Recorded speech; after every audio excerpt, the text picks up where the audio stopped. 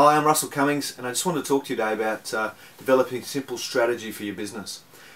Now, many people take an elaborate long-term process, which is a good thing, to develop a strategic plan for their business.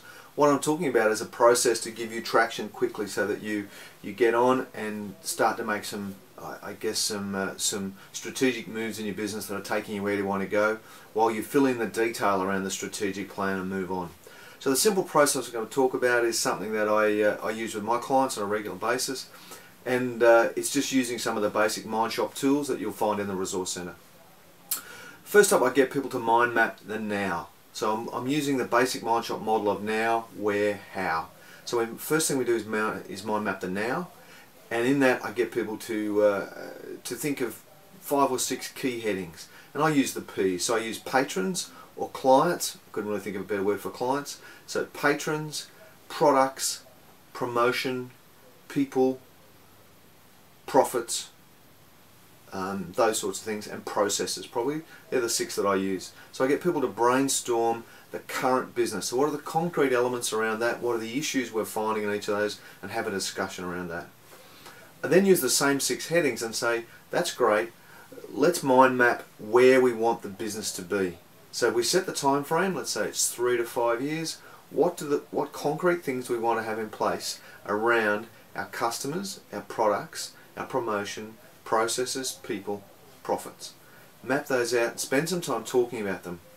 I encourage you to spend more time in the where than in the now. Okay, so spend some time talking about that and where you want to take your business and what you want to be. Once you're really clear on your where, then you can go to the next step, which is to use a tool called Strategic SWOT. So strategic SWOT analysis is a workover of the traditional SWOT analysis, which gives you a lot of power, and it's the one that helps you convert your vision into action. So it's a great tool. Now, there's a whole heap of videos on how to use these tools in the Mindshop Resource Centre, but basically you brainstorm strengths, weaknesses, opportunities and threats, being really careful to make sure that you don't have a big wish list.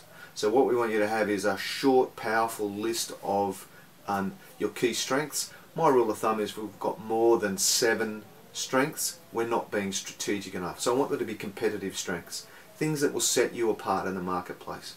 Your weaknesses need to be real weaknesses, you know. Same with your opportunities and threats, you know. We need to be really clear on what they are.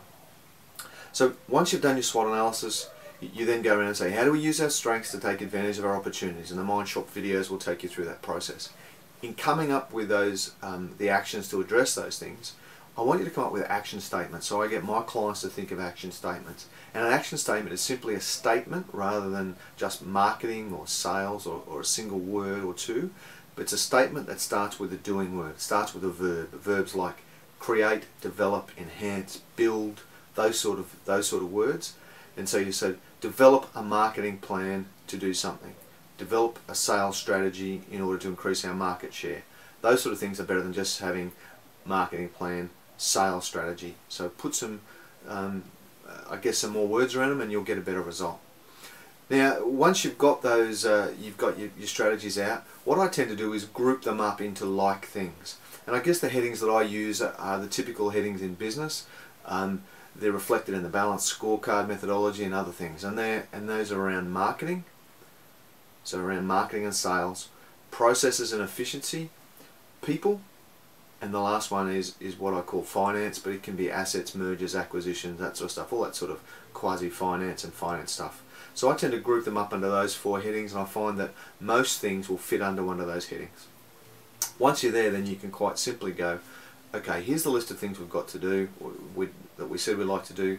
What's the priorities for us to get onto first? And you can use a tool like issue ranking or something to help you rank those and put them in order and work on which ones you're going to work on. Plenty of Mindshop tools to help you do that.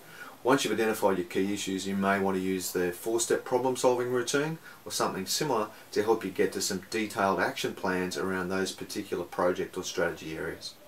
So that's it. That's my simple project planning process. I find it works really well. You can get traction really quickly. It's a process that you should be able to do in 2 to 4 hours, and really get a good plan that you can start working on, while you then spend some time to go a bit deeper in your strategies and be clearer about exactly what you want to do.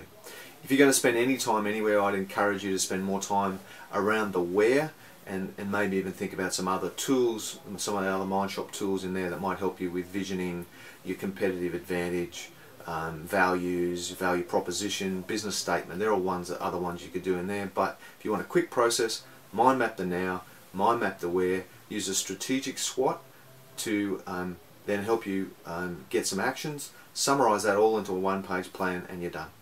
I hope that process works for you, and I look forward to seeing great results. Thanks.